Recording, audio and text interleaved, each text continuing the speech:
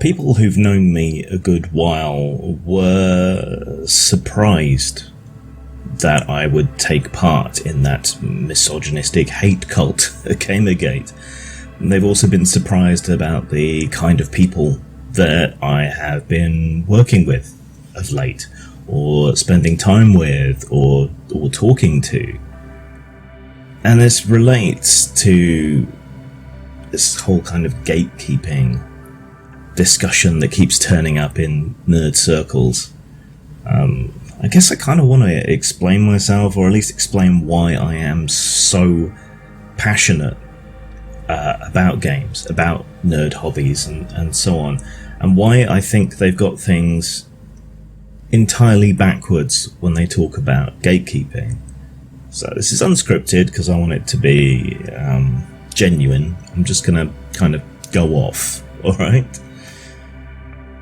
So, I have a story that I think is similar to a lot of nerds of previous generations. I was bookish, I was shy, I did well at school. These are all things that tend to create a rather nasty childhood in a lot of ways. Worse, perhaps, as a teenager. You know, I was fairly small, not interested in sport, bowl haircut with a kiss curl that led me to be nicknamed Betty Boop for a few years when I was little. Yeah, and I read voraciously, and I liked playing imaginative games like War or Star Wars or whatever, while other kids gradually grew out of that, if that can be said to be a thing, and into their sports. I still wanted to play those kind of games. Not to say I was completely without friends, of course. I had a few, one of whom introduced me to fighting fantasy books. See, before then, I had kind of taken to unofficially doing Storytime during breaks. I would read stories to some of my fellow kids. But the idea of an adventure game book where you could make choices and things could happen, that was relatively new, though I think the school library had a copy of Del Curb. May have been secondary school, though. Memory's a little bit vague. That was kind of like a choose-your-own thing, science fiction-y. But, yeah, I got into the fighting fantasy books. Now, he was a fanatic for them. Collected every one, so far as I can remember. You know, I bought a few and played through them, but there was still something fundamentally unsatisfying about those books. This would have been, what, 82, 83, that sort of period. But they just weren't quite scratching the itch. They were making me aware that I had an itch that needed to be scratched. And that was really as far as that went. And then in, 83, 84...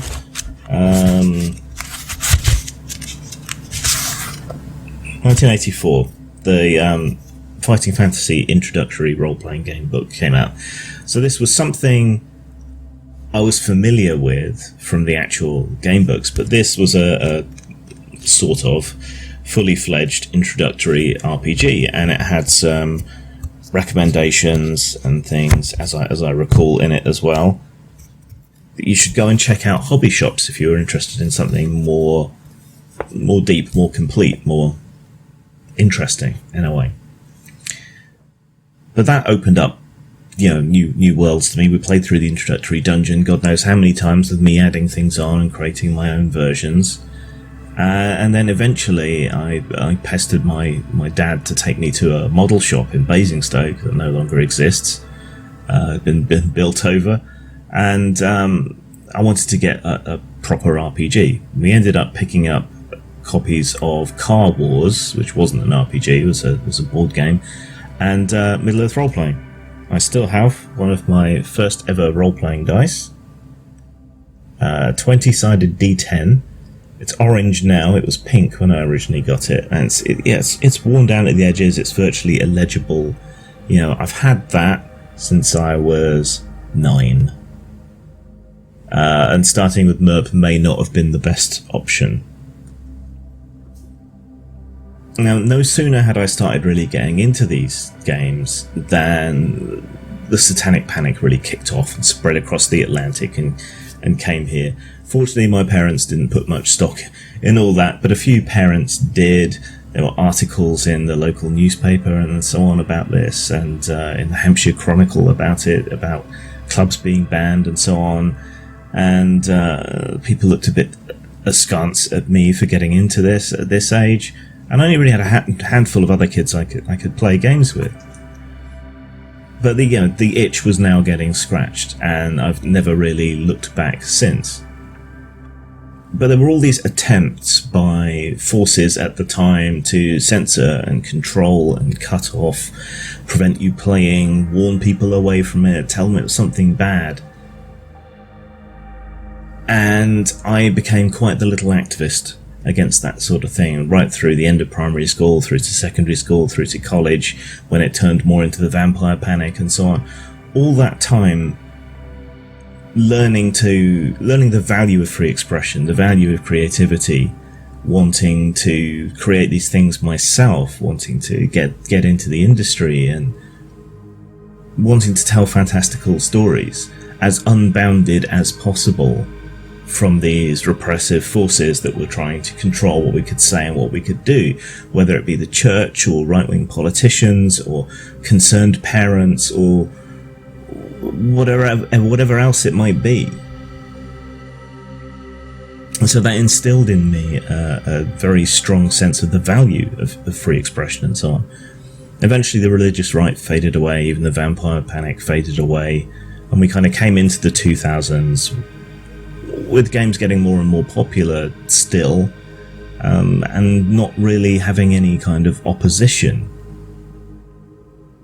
Then around 2010 or so, what we now call social justice warriors or whatever, that began to become a problem. I mean, we'd had problems with the PC police and so on back in the 90s, but for comparison, White Wolf, which has been under constant siege from these people, was considered very right on, very hyper PC in the 90s, in that previous wave, and now they're virtually persona non grata amongst these people.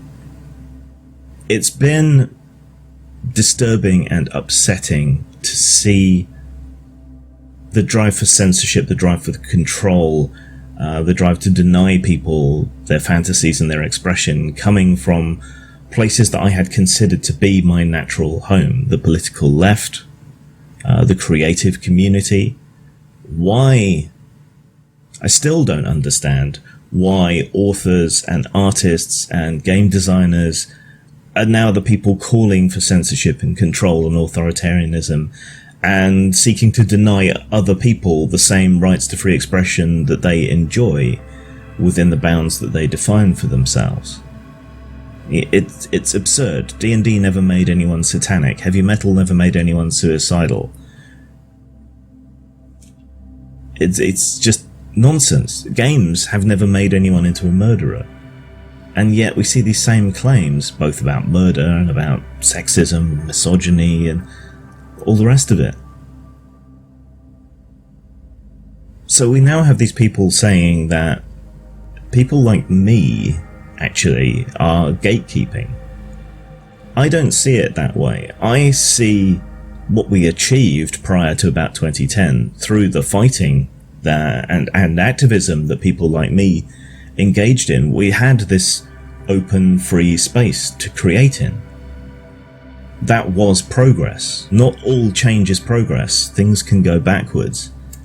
And now we have people, not the same people, but oftentimes very much the same rhetoric, trying to tell you again what you can and can't do, what you can and can't say, what you can and can't create. And they're far more vicious and far more effective than the evangelical right ever was, than the conservatives ever were, the purveyors of moral panic, the moral entrepreneurs like Mary Whitehouse or Pat Pulling ever were. You know, I never suffered career damage or reputational damage standing up to those people in the past, but I have for standing up to people today who are doing, to my perception, pretty much the same things. So I'm not gatekeeping it. I'm trying to preserve that space that we created with all our blood, sweat and tears. And it now seems to be under threat by these people who want to roll that back to create less freedom. It's just perverse, and it doesn't sit right with me at all. The gatekeepers, to me, seem to be the ones saying your game must tick these particular political boxes. Yeah, one of the core tenets, the central ideas of role-playing is to step into someone else's shoes, live a different life. It doesn't have to be a better life. That's often uninteresting, boring, dull. Stepping into an oppressive world and fighting to make that better or different, that's far more interesting. And that whole thing seems to be lost. There's a homogenization. Every game has to be welcoming to every single character concept and every single player. Not everything has to be for everyone. And if you do that, you just end up with this kind of grey pap.